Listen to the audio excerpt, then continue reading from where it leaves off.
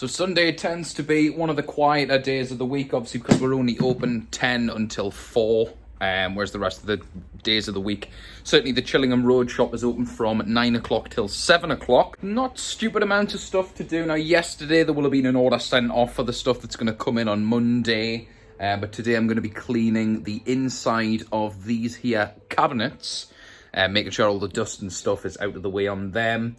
There's different things that will need to be cleaned at different sort of times during the week, sort of various sections of these juices over different days. Yesterday would have been the inside of these cabinets. But there's different stuff to do each day. Sunday's a little bit more relaxed, but the glass I'll certainly need to do. I also need to do the sort of the inside here. Inside there, and sort of underneath along the outside, you get quite a lot of dust in there. Just making sure it looks nice for all the customers looking at it. What am I going to be doing on this fine Sunday? Well, I'm most definitely going to be making some thumbnails, polishing up my YouTube channel. TikTok and YouTube are obviously very different places. As a lot of you are probably aware, that the situation with TikTok and anything that's sort of remotely vape related is becoming more and more difficult as time goes on. My primary account does seem to be completely removed now, but I mean, it was removed and reinstated 3 or 4 times, so I'm kind of not really surprised that happened. My secondary account is still there. Obviously, the idea was to make the podcast and have that kind of become another thing that people are going to be able to watch, something that's much longer form so that you can really sort of sink your teeth into, rather than having to have everything in the sort of TikTok short, bite-sized, punchy informational ways, where it can be a little bit more sort of fluid on YouTube. Loop of TV of doom playing.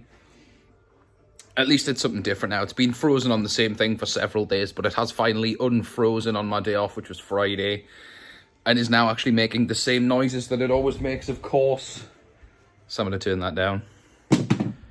Anyone who's worked in any call centres or has had to sit and listen to the hold music of the place that you work for 100 billion times knows the sort of feeling that it is when you have to listen to something like that. So here we have the latest and greatest Disposables that we've just got in. This sweet cherry is actually the only one that we've got, the only cherry flavour in all of disposable land, despite how many there is. There is not actually many cherries at all, that is the only one. Pineapple berry, apple grape, fantasy grape, mango strawberry, red wings, obviously like a typical sort of Red Bully kind of flavour, but they are absolutely incredible. About 600 puffs what you will get. Coffee took a grand total of about 3 minutes to drink. A question I actually get on a fairly regular basis is, why is it that vapes make you feel lightheaded? It gives you that sort of rush, spinny sort of feeling. Now, I will first of all clarify, it's not vapes, it's not vaping that makes you feel this way. It's specifically the higher strength nicotines that are going to give you that rush feeling. It's exactly the same as when a smoker will roll out of bed and smoke the first cigarette of the day. Now, because it's going to give you the biggest rush, the most intense feeling, because you've essentially not smoked for the 8 to 12 hours that you've been asleep, or however long average smokers sleep for. The same reason that it makes you feel lightheaded is because, especially with the disposable vapes, they are essentially as strong as you can get in almost every sort of usage case. In the UK, that would be 20 milligrams is the legal limit, and pretty much all of the disposable vapes are 20 milligrams. There are some available in lower strengths, but the vast majority, 99.9% of them, are going to be only available in that 20 milligrams. And that's what people are using. Now, you've got to bear in mind that the smaller you are, the more effective that nicotine is going to be. Now, the kind of nicotine that is in those disposable vapes is called salt nicotine. This means that it is very smooth, goes down very easily on your throat, but it is also incredibly strong. So just because it goes down easily, don't be deceived. It is still incredibly strong, and the effects are going to be very strong also. I think it's quite a shame that the disposable vapes have kind of become the standard now. They're excellent because of how convenient they make it for people that didn't previously smoke to have that accessibility to it. It has absolutely made it perfect for those people who need to try vapes without the commitment of buying a proper one. But they're a lot more expensive in that sort of medium to long term. I mean, if you're going through an average of even one every day or one every 3 days, it seems to be the range of average. I've got a lot of people that come in and get 1 or 2 every day so that they run out. They tend to last sort of 24 to 36 hours on average, I would say. It's like people have forgotten that they are the disposable version of a proper vape, which is going to be better because it's cheaper. You can put whatever juice you want in. You can have multiple pods.